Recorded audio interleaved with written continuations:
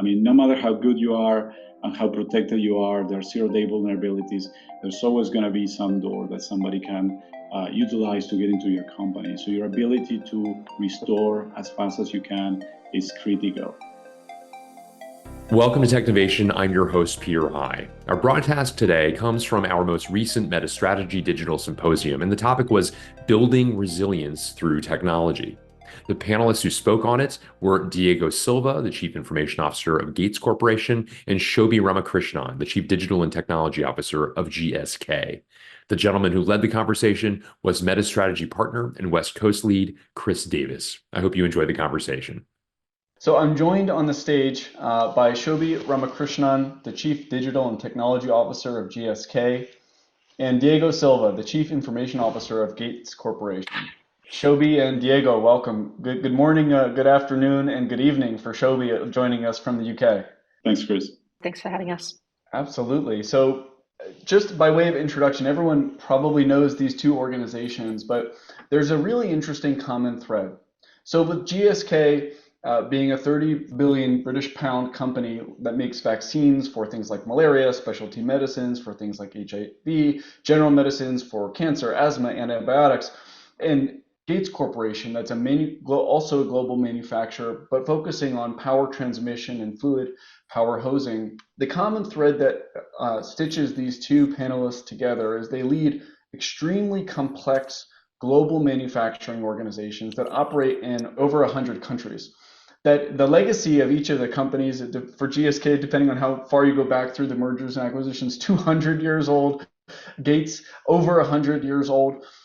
Both organizations make massive investments in R&D and are constantly pushing the boundaries of science, whether it's medical in nature or material science. And so when you think about the nature of these two organizations, innovation is at the core. They are creating something fundamentally new that doesn't exist, and at the same time are required to manage the cyclicality of the uncertain world that we live in. And I know it might seem cliche to highlight that there's always something more disruptive. The times now are more disruptive than they've ever been before, yet that still feels true. And so our panel discussion today is how we build organizational resilience in times of disruption. And Shobie, I want to bring it to you first. In our prep call, you echoed actually what Jen from Dell and Peter talked about in an earlier session of playing offense and defense, and not just looking at disruption and uncertainty as something to always be on our heels, but sometimes we also need to be on our toes. So I'd love for you to maybe expand on how you think about your framework, Shobie, for addressing building organizational resilience at GSK. Thanks for having me, Chris and Peter. It's really good to be here, and some amazing panelists and super interesting discussions as well. I think, as you said, GSK is a 300-year-old company. We've always had to innovate in science and life sciences. It's an innovate or die, and worse, like you become mediocre if you don't innovate. So scientific innovation is an underpinning of everything we do.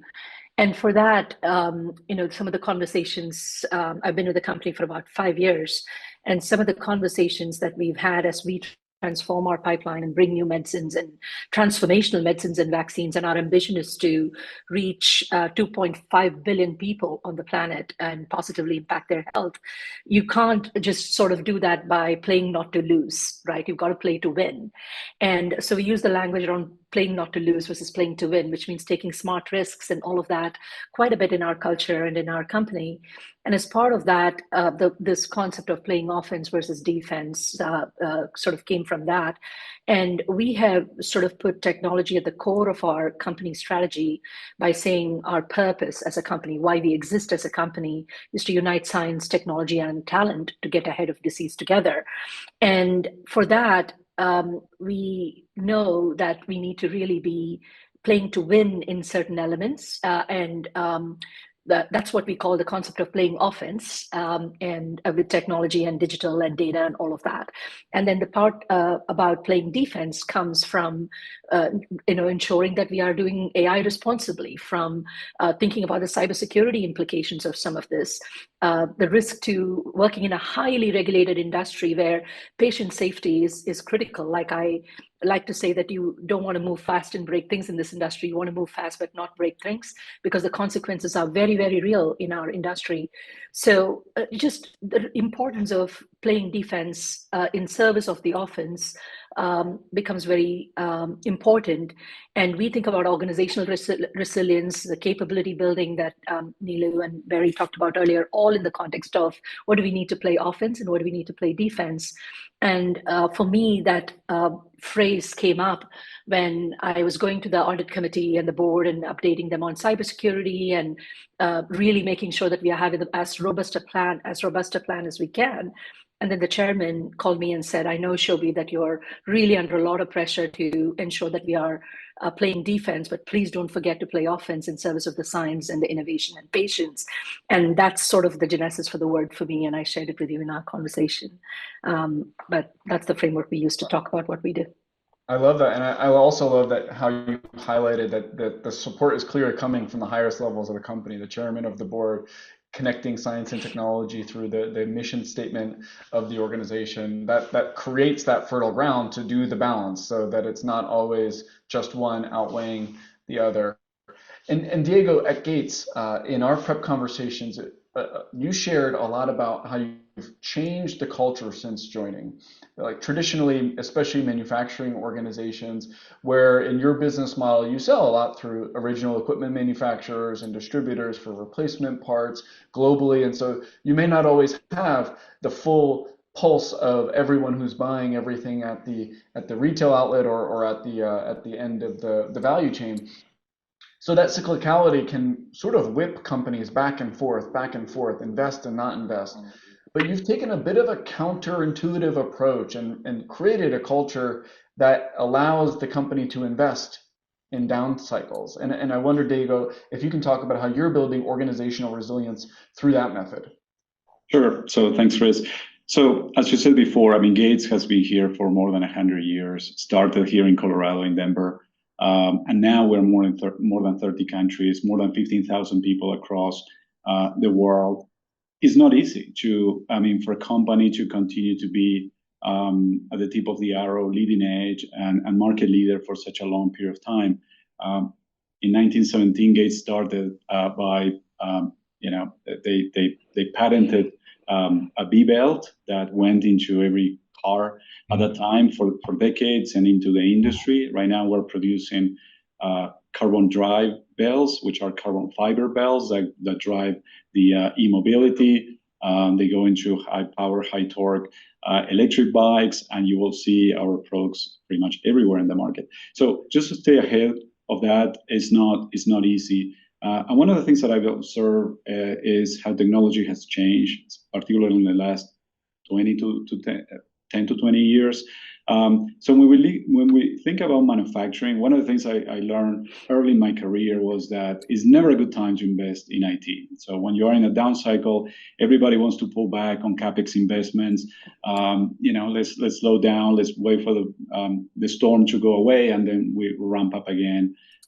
But then you find that in the good cycles, also people don't want to invest in IT because you're running your operations 24/7. You're running them on the weekends, and the message is, please don't touch the machine right now because we are printing money. So in fact, people will come to you and try to negotiate those maintenance windows, IT maintenance windows on the weekends. Say, can we keep running? You're not allowed to reboot the server. So there's never a good time, and in the last few years, this became a much more critical situation because of three reasons. One is technology that right now is moving faster than it has ever been. So now you blink and you get behind. It's very difficult to catch up, to be able to catch up. So you cannot afford those pauses. The second one is that slowing down and ramping up again, there is an incredible hidden cost for the organization that sometimes we don't calculate, we don't estimate. If we think right now about I mean, trying to get new talent into organization, trying to develop people, trying to get them to learn about how we operate, our processes, and our technology. I mean, slowing down and ramping up has a massive cost for the organization that we need to be very mindful about. And the third one, which is a little bit counterintuitive, it's much more beneficial to invest in the downturn than in the upcycle. And the reason for that is because in the down cycle, you're going to have you're going to have a lot of people in the organization that's going to have capacity to be able to drive change and drive projects. So projects that you can find people at other times in the cycle, you're going to find in the down cycle that you can apply those skills. They can come to the table and help you drive change. They're also going to be more willing to drive change because they can put their skills into practice and help you move the company forward. So they will accept change easily, but also gives you the opportunity to prepare to the upcycle. I mean, what you don't want to do is get into the upcycle and you're again running all your machines and your factories at 120%. So this is the opportunity to drive productivity. Get ready for the next cycle. So investing in the downturn is critically important. What I try to do is actually I try to balance this through all the cycles to make sure that at the end of the day we have a continuous effort, a continuous improvement effort, and at the end we're able to capitalize when the wave comes back. We are ahead of everybody else, and we have a great opportunity. Yeah, I love that. And I can sort of visualize the portfolio management that you're doing with that answer, Diego, of how you balance the investments proportionally, whether it's continuous improvement, running, scaling, or growing, no matter what the time of the business cycle might be. And Shobie, you already mentioned the engagement with the board, and you yourself are also director at Deliveroo. And I wonder if you have any advice when chief information digital technology executives are engaging with the boards on topics that are so new and uncertain. That, like, at the essence, the job of a board is to govern and to make sure that the operators are minding the risk of the company. But when there's something, whether it's AI or supply chain risk or COVID or anything else, there's always going to be this underpinning uncertainty. And so you don't want to overpromise, but you also want to know, like you look like you're doing, and you've had this unique ability to sit on both sides of those conversations. And I'm curious, how do executives engage with their boards, especially when there's so much uncertainty on any given topic? Yeah, I think this is super important. Super important. I did want to say one thing as I heard Diego about the downturn bit, and this is so poignant. I think this is a really, as he said, counterintuitive. But I had a airline CIO who I really, really admire told me she never had a moment to fix her systems when a plane's not in the air ever. But during COVID, when the planes were all grounded, she said, I could not think of a better time to go invest in technology. And then when I came back, and I can assure you, I'm a frequent traveler in this airline, they were a much stronger digital enterprise than when they went into COVID. And that sort of set people apart in a dramatic way. So I think, Diego, it really, really resonated with me what you said. To your question about the board and how to engage the board, I think it is the luckiest situation is if the board gets it. Right, in our case, as I said, the chairman gets it. They're passionate about it. They understand it. Audit committee understands their responsibility, but understand that there's also a responsibility as part of the main board. The one thing we can say is after COVID, which forced a level of digital adoption, and then the AI pivots that have happened, this is a boardroom conversation almost in most companies. So it's not we don't have to take the level of we don't have to do the level of pushing that we had to do. So in some way, both COVID and Gen AI have been more effective chief digital officers than some of us have been able to do ourselves. That said, I think we have an enormous responsibility to frame these things. And I use that lens of offense and defense. But actually, if you think about it, one of the responsibilities, and that I have as a board member, in my case, is to make sure that we are playing to win. And by not adopting technology at a time when it's such a differentiator for, whether it's productivity or new services or creativity or better customer service or whatever it is, that is such a big amplifier and accelerator, not adopting it at pace is actually a risk. From an overall, if you really understand your role as a member of the board. So I think helping frame the conversation in terms that help them do their roles well, effectively, I think is a really important skill to continue to practice. You don't have to be perfect at all. You just have to understand that it's your responsibility to have those conversations. And it's equally important for us to have those conversations in a way in which we are able to be honest about where we are and where we need to go, and where we are ahead and where we are behind, and keep it real as much as possible, because one of the many times some of these board members outlive CIOs, so they see it through like 3 CIOs, and how is your story different than your predecessor's story or your successor's story? So keeping it as real as possible to the current context of what is important right now has been another source of really valuable engagement, and getting more broader board engagement as well, and excitement. Because in our case, for example, many of our non-executive directors are, we are a UK-based corporation, but many of our non-executive directors are scientists. So how do you have this conversation about in the realm of science and patient care and things like that they deeply care about and understand? I think bringing a level of empathy that you would bring to any stakeholders at your executive table, bringing that is I think is important. So that's sort of how I think about it. And I also, when I sit at the table as an NED, I really try to have both conversations. When I'm in the audit committee, I try to have the conversation around governance, but when I'm in the main board, I try to kind of have the more balanced conversation about both strategy, people, talent, all those things. Perfect. And I love both you and Diego highlighted that there's a risk in not doing anything. And that, again, sometimes counterintuitive for certain organizations, especially manufacturing, where the mindset might have been you create a big capital asset, you invest in that, you depreciate it over time, and you print money off of the back end. And now you can't do that with your organizational capabilities in the same way. And so we always need to be investing, even in times of good and bad. I'd love to pull up the results of the poll. We asked about supply chain as one big area of resilience, and identified, no surprise here, that data and analytics is a key area of addressing supply chain resilience specifically, so that we can start to get greater visibility into our organizations. But whether it's supply chain or cyber, Diego, I want to go to you, and then Shobie, have you add on as well. When you think about this balance of offense, defense, investing in supply chain for organizational resilience so that you can adapt to whatever uncertainty, whether it's shipping pathways being disrupted, or heaven forbid something akin to COVID, or cyber events that may come upon us at any given time as these cyber capabilities get more sophisticated, that threat is overgrowing. So Diego, I'm curious, as you think about maybe a bit on defense, where are your areas of emphasis, whether it's supply chain, whether it's cyber, whether it's simplifying your portfolio? Where are some of the areas that you're focusing to make sure that Gates can be responsive to whatever comes your way?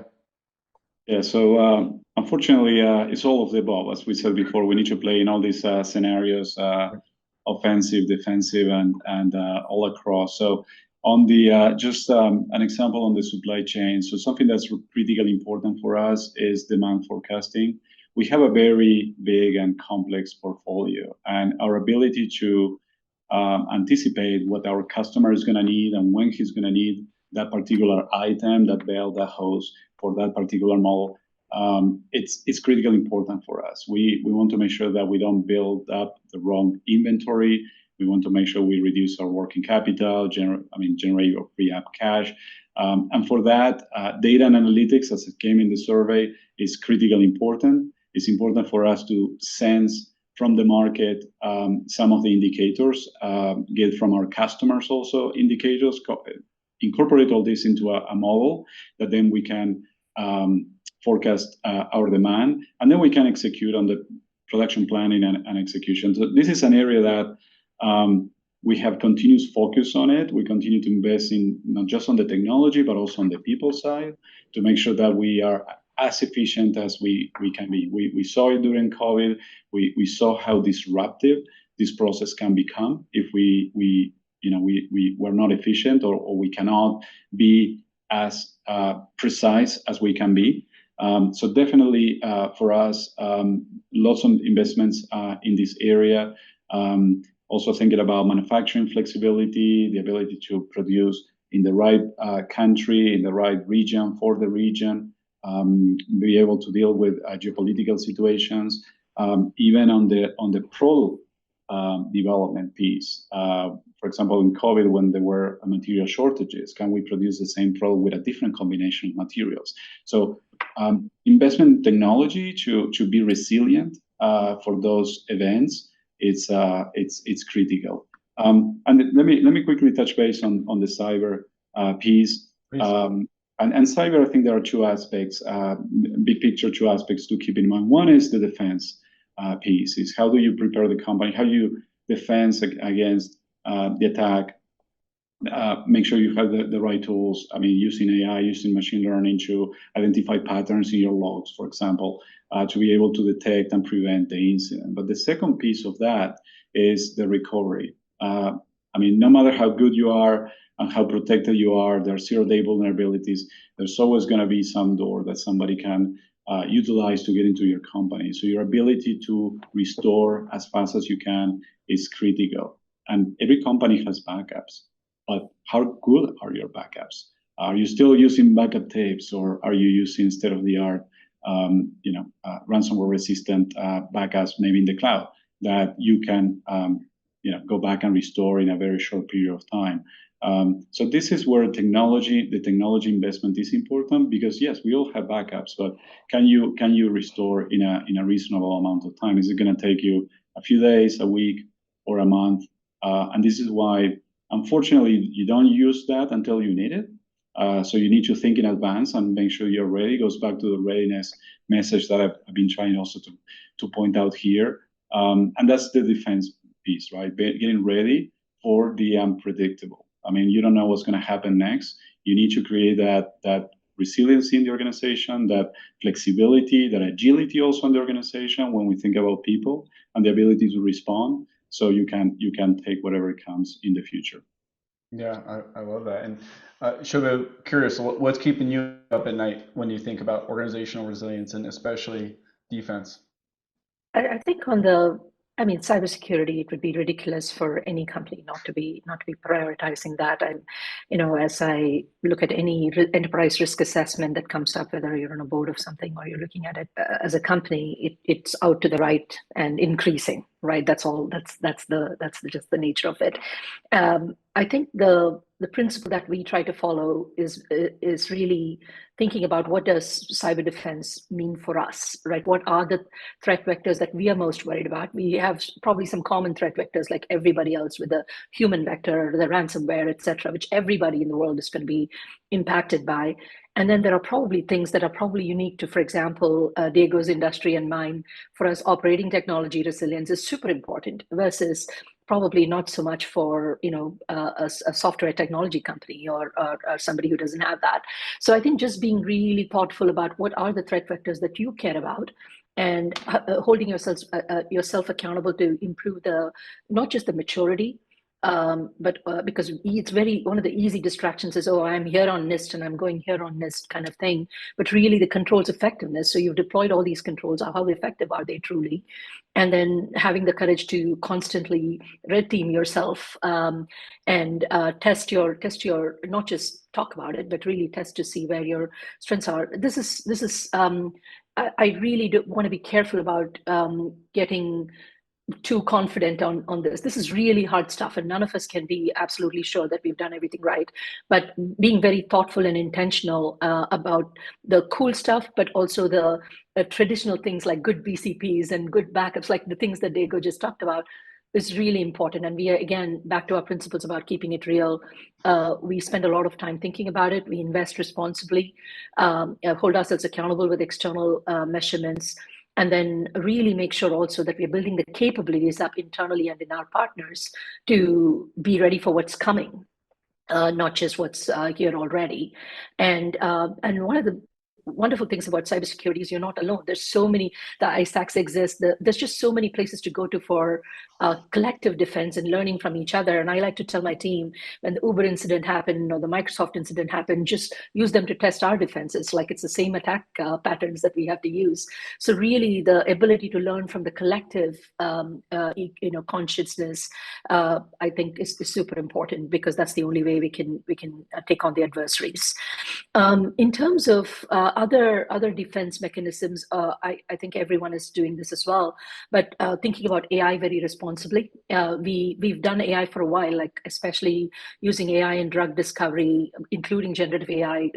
We have custom large language models, etc., because we've invested in drug scientific innovation for quite a bit. But all along we've had AI.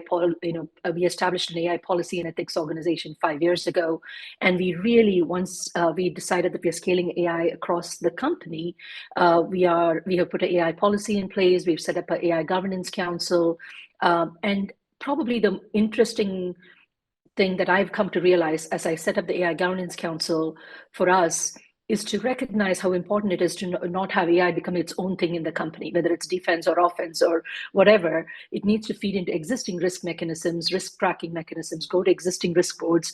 So thereby you ensure that all your risk management frameworks are thinking about this additional risk. If you think about patient safety, what is the additional patient safety risk from adoption of AI? If you're already thinking about procurement risk, what's the additional risk? So I think leveraging the existing defense of the company and recruiting it to protect yourself against this new technology we're adopting has been a very interesting learning, and it would not have been intuitive because everybody wants to set up a separate council and publish papers and all of that. Like, we are really activating the defenses of the company, but where we need, we also put expertise in. So those would be the two things I'll share. I think supply chain, Diego talked about quite a bit at length. Awesome. Well, Diego and Shobie, I think we just wrote everyone else's next board deck. It vividly came to life for me. There's a narrative around offense and defense. On offense, we're tying the investments that we're making into the things that differentiate the company. For your two organizations, a lot of that is R&D, it's commercial motions, it's uncovering the new. And then it's making sure that we're building a culture, or literally our portfolio of investments, so that we balance those things. We're building the capabilities. And really what came out is you're both creating a culture within your teams where it's okay to be humble and to be more of a learn-it-all, and to say, look, this is unknown. That's okay. You don't have to fake it. You don't have to pump your chest and make yourself seem more capable than you are. It's because if you can get real, you actually win more credibility as you solve those problems versus writing checks that you can't catch. So Shobie and Diego, thank you so much. This has been a fantastic conversation. I hope everyone else took away as much of it as I did. Thank you. Thanks, Chris. Thanks, Chris. Good to meet you, Diego. Thank you.